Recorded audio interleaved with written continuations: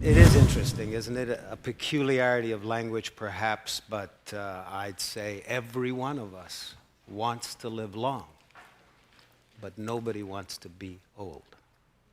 That's interesting.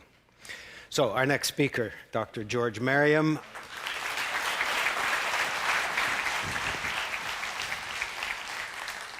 Thank you very much. What I want to talk about is hormones and aging, but I also want to use it as a platform for the subject of what's called patient-oriented clinical research. And that's where you're trying to do some of these sorts of experiments in people, where obviously you can't just plug genes in and plate them on Petri dishes. There are much greater limits on what you can do, and you have much less control over the variables. Someone said patient-oriented clinical research was the subject of study where the investigator and the subject both had to be in the same room at the same time, both of them had to be human, and both of them had to be alive. And that really sets limits on what you can do. So when you try to translate some of these very encouraging, and this is not to discourage anyone from investing in Professor Beaulieu's company, but you find that there are still a lot of barriers. So let me tell you about my university and some of the work done at this university.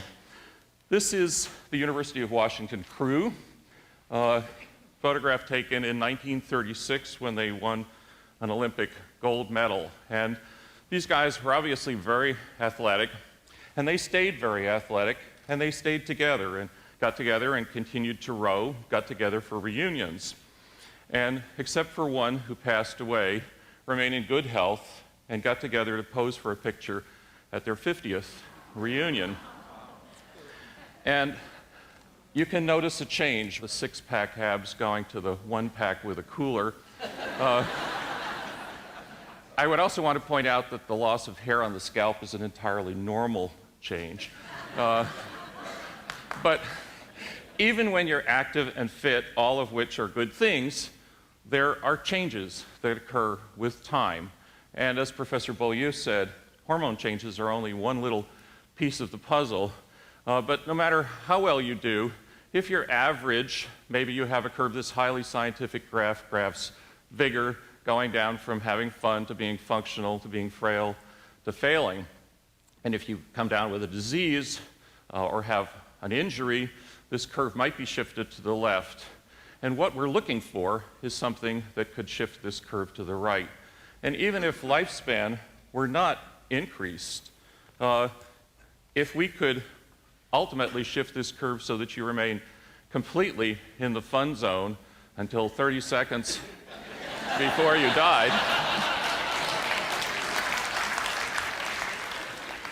that would, where you were found in bed with someone 20 years younger, we're not there yet, obviously. Just from the shape of that curve straight across and straight down, the technical term for that is rectangularization of morbidity. So what we'd like to do is to see whether, even if we can't extend lifespan as we can in nematodes, can we at least extend the period where people can be independent enough to take care of themselves? And that, if you could do that, would be an enormous, not only benefit for life, but also a great savings to the healthcare system. Well, here's what Dr. Beaulieu talked about. This is growth hormone mean levels collected from a group of subjects. So I'm going to actually show you real data in real people. This is an older article collected, and it's plotted against years of life. And Dr. Zadik is a pediatric endocrinologist, so he was more interested in focusing on the early stage, and all of us over 40 are lumped in one group. But you can see there's a dramatic decrease in growth hormone secretion in this case with age. And just the similarities with the curve make you wonder if there isn't something you can do. When these hormones go up at the time of puberty, both the male and female sex hormones and growth hormone, the effects are dramatic. And we have a teenage daughter, so we're living the dream. These levels plateau in young life, and then it's all downhill from here. And we lose muscle, we lose strength, we lose endurance, and we gain abdominal fat.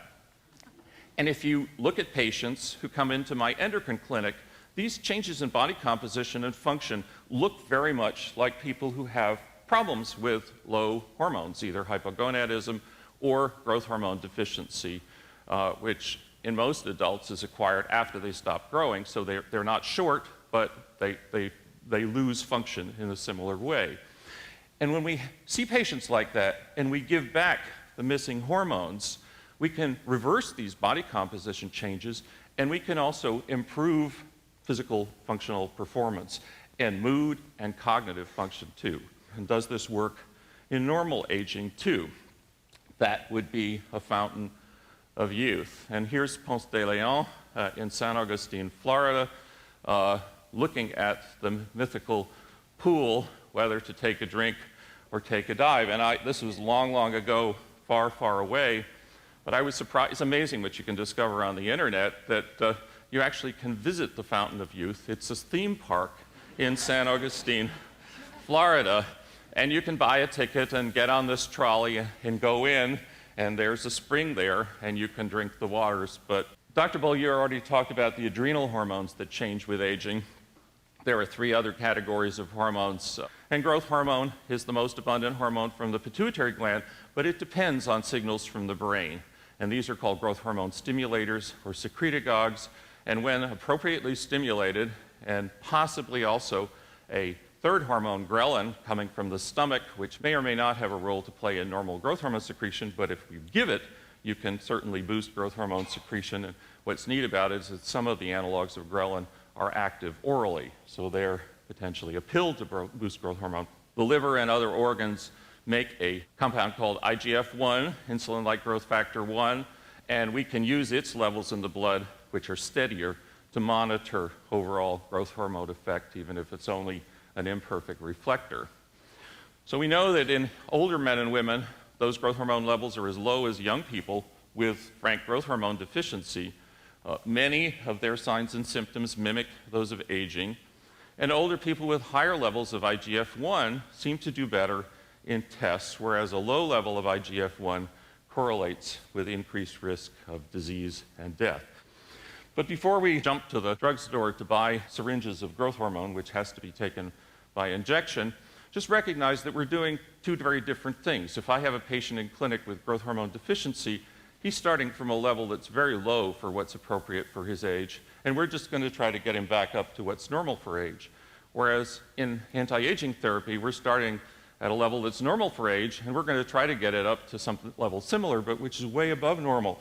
And again, it isn't clear that you'll necessarily get the same balance of good and bad effects.